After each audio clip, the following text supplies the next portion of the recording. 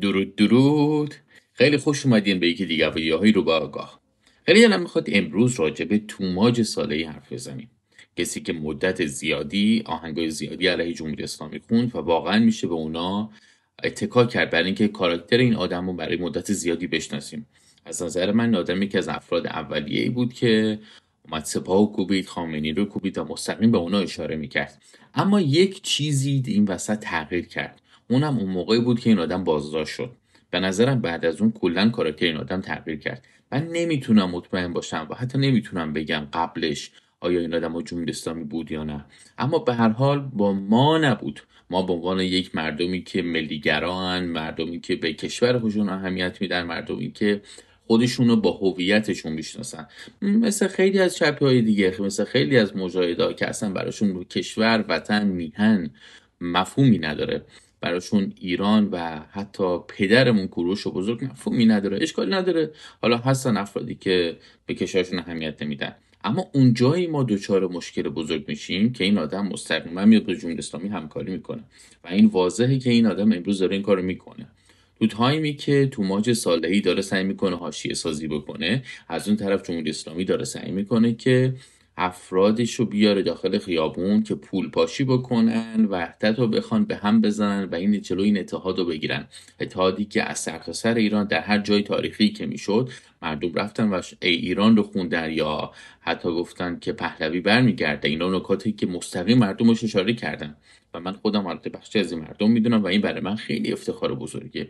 اما چی میشه که بزن از این بگذریم، این که مشخصه جمهوری اسلامی داره سعی میکنه که این اتحاد رو به هم بزنه، هر جوری که میتونه فضا رو به هم بریزه. این همیشه رفتارش بوده و به نظرم خیلی هم موفق نخواهد بود. یعنی آلردی باخته، این بازی باخته برای جمهوری اسلامی. ولی بزن راجع به چیزی که توماج صالحی توییت کرده حرف بزنیم. نکته جالبی رو اشاره کرده، گفته که خلاصش این میشه که فضای جامعه فیزیکی ایران در داخل جامعه با فضای مسموم مجازی بسیار متفاوت است و از روی این اونو نشناسیم. یه چیزی شبیه به مایا که منظورش اینه. برای من خیلی جالب بود، یعنی این آدم کجا معروف شد؟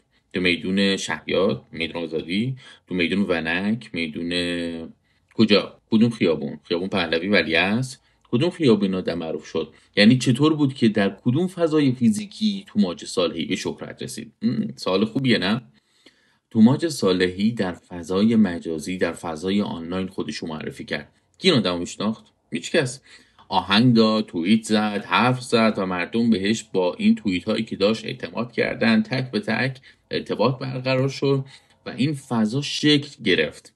توماج صالحی در فضای مجازی مطرح شد و این نکته عجیبی که این آدم فضای مجازی رو اون موقعی که باهاش همراه بود اوکی میدونست، ولی امروز که باهاش همراه نیست و ضد این آدم شده به خاطر رفتارهای جدیدی که داره، خیلی جالبه که میگه که فضای مجازی از فضای واقعی خیلی دوره و خیلی مسمومه. اوکی، این بخش اول چیزی بود که برای من جالب بود. بخش دومش اینجاست که کی میگه فضای مجازی با فضای فیزیکی فرق داره؟ چه چیزی این خط رو تعیین میکنه؟ بر اساس کدوم نظرسنجی، بر اساس کدوم تحقیق داریم ما به این نتیجه میرسیم؟ فضای مجازی جاییه که آدمای بزرگی رو ساخته. یعنی ما فهمیدیم وجود داریم، ما فهمیدیم که میتونیم با هم ارتباط برقرار کنیم. در دوره زیادی، در دوره شوروی میبینیم که کاگبه قدرت خیابون دست خودش گرفته بود و تو همون زمان مردم نمیتونستن تو خیابونا آزادانه و راحت در مورد مسئلهشون حرف بزنن. فضای ایران هم مورد زیادی این شکلی بود. اون جایی که به مردم اجازه داد که افکارشون رو به دیگران به اشتراک بذارن و بفهمن که دیگرانی هم هستند که مثل اونا فکر میکنن، که بفهمن هنوز آدمایی هستن که میهن براشون مهمه، تاریخ، فرهنگ، هویت ما، اون چیزی که از گذشتگان ما به ما رسیده و ما وامدارش هستیم. ما فقط ما نیستیم، ما وامدار کل تاریخمونیم. 50% بشریت، فرهنگ شرقی، فرهنگ ایرانیه که 50% تاریخ بشریته. بعدا راجع به این موضوع باز میکنیم که منظور من از این حرف چیه، ولی میخوام بگم که این جامعه خودشون رو در فضای مجازی پیدا کردن، ارتباطشون برقرار شد و فهمیدن که وجود دارن. حتی ما شاهزاده رو از این راه تونستیم بیشتر بشناسیم، ارتباط دو طرفه بین ما و ایشون برقرار شد و این فضا وجود داره. این فضا فضاییه که ما افکارمون رو توش به اشتراک میذاریم. ممکنه که ما در خیابان رفتار جمعی نشون بدیم. رفتار جمعی رفتاریه که تأثیر گرفته از یکدیگره و دقیقا همه اون چیزی که ما به شخص یک نفر در داخل ذهنمون داریم نیست. اما در فضای مجازی هر کسی کاملا خودشه، به خاطر اینکه بدون تصویر حتی میتونه افکارش رو به اشتراک بذاره. مثل من، مثل روبا آگاه، که یک کاراکتریه که حرفم و ایده‌ای که در ذهنم دارم و میتونم به اشتراک بذارم. و این نکته‌ای که در فضای مجازی هست. کی میگه این فضای مجازی فاصله داره از اون چیزی که در خیابون اتفاق میفته؟ ببینیم که هر یک از جاویدنامای ما قبل از اینکه در خیابون اکتی انجام بدن و اتفاقی براشون رخ بده و به قتل برسن، آسیب ببینن، یا کسانی که الان آزادانه در زندان حرفشون رو میزنن، قبل از این آزادانه داشتن در فضای مجازی به اشتراک میذاشتن آنچه که در فکرشون داشتن. و فضای مجازی اون جاییه که تو میتونی صدای کوچیک تو با کمک یک آمپلیفایر بسیار بزرگتر کنی و به دیگران برسونی. این نقش بلندگو رو برای ما بازی میکنه. بلندگویی که تو خیابون وقتی که مردم دچار مشغله های جاری زندگیشون هستن ممکنه به راحتی نتونی پیدا کنی. پس فضای مجازی این نیست که از فضای فیزیکی جداست، بلکه اون جاییه که هر کسی در هر زمانی که وقت آزاد داره، اون کسی در هر جایی که میتونه وصل میشه و میبینه دیگران چه گفتن و افکار خودشو به اونا اضافه میکنه و کسانی دیگه میان اینا رو با هم مقایسه میکنن، میفهمن که چه کسی بهتر داره حرفی رو میزنه، چه کسی اون فرد مورد علاقه شونه که دنبال بکنن. فرد مورد علاقه به عنوان تصویر نیست، فرد مورد علاقه به عنوان افکاره.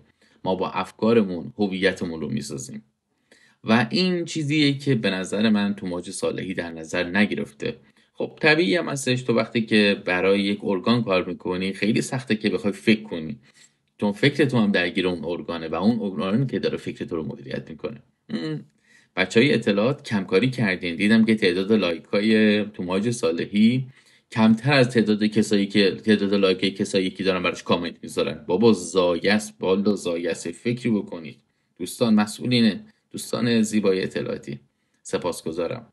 برای همیشه پاینده ایران جاوید شاه. فراموش نکنیم در روز 13 به در ما فرمان شاهمون رو، شاهزاده تاجدارمون رضا پهلوی رو دنبال کنیم با شعار ای ایران فرهنگمون و هویتمون و تاریخ 3000 سالمون که وامدارش هستیم و نشون بدیم، هم به خودمون هم به بقیه دنیا.